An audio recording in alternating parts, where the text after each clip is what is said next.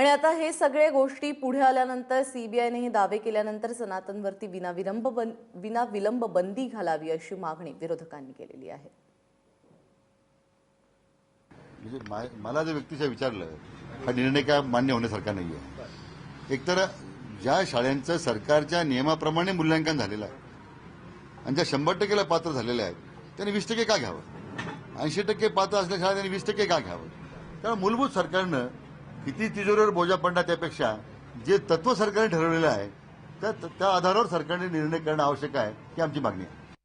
Doctor दाभोळकरांची हत्या, comrade पानसरेंची हत्या, धागेदोरे कुणापर्यंत पोहोचले, कुणाचे लोक याच्या पाठीमागं काय त्यांचं कटकारस्थान चाललेलं आहे, कशाकरता तरुणांना एकत्र करून एक वेगळ्या प्रकारची फौज करण्याचा संकल्प या मंडळींनी सोडला. ह्याच्यात तर काय साधलं जाणार आहे बाबांनो. या जगामध्ये ज्या ज्या देशात अशा पद्धतीनं जातीवादाचं विष टाकलं जातं